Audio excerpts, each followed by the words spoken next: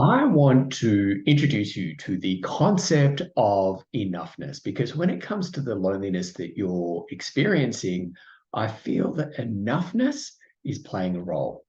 Let's talk about that, eh? Yuma. I'm Phil McAuliffe. I'm the loneliness guy, and this is a Connection Espresso, a mini episode of my podcast designed to give your mind, your heart, and your soul a quick connection boost as you, a beautiful gay man who's experiencing loneliness, go about your day. Let's get to it. Hello, YouTube. Lovely to have you here. Thank you so much. I thought I'd just get dressed up for the occasion. I don't know. I always wanted to do this. I don't know, just something. Anyway, I'm really glad that you're here because this is a really important concept when it comes to loneliness. Right, let's jump in. Like every episode, this Connection Espresso comes to you from Canberra, Australia's capital city, which sits on the traditional land of the Ngunnawal and Ngambri peoples. I want to first pay my respects to their elders, past, present, and emerging, and acknowledge them as the traditional custodians of the land upon which this episode was recorded, edited, and uploaded. I want to extend that acknowledgement to all Aboriginal and Torres Strait Islander peoples listening, and indeed all First Nations peoples listening wherever they are in the world. Secondly, a reminder that you are awesome. Dear espresso drinker, be you listening on a podcast service or watching on YouTube. I want to recognize the courage you've shown in pressing play on this episode because we're being honest here. You don't go looking for content on loneliness unless you recognize that you feel lonely. This can feel like a big step. And I want to say that I see you and I recognize your courage.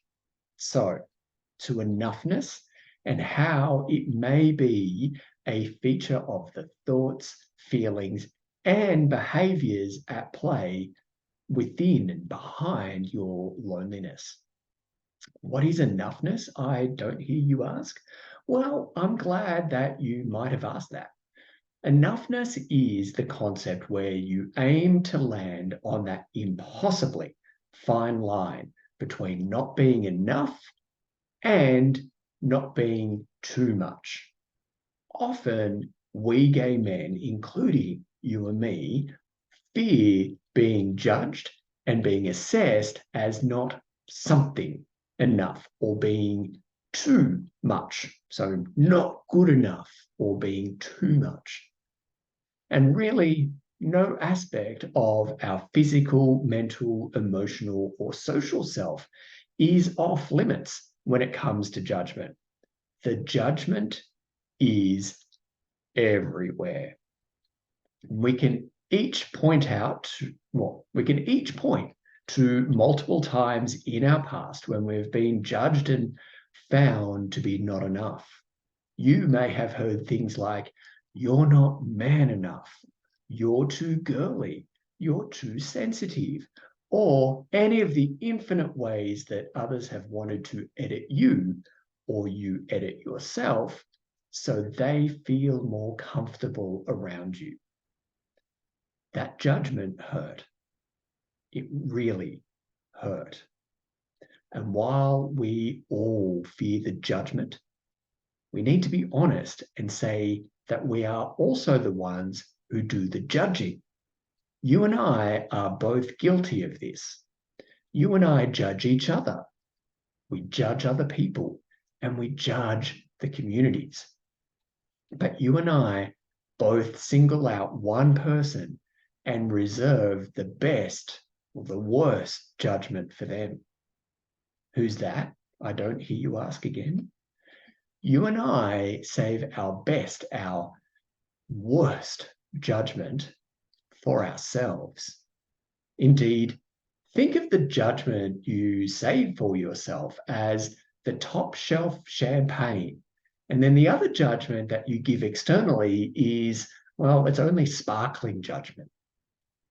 Enoughness is all about judgment.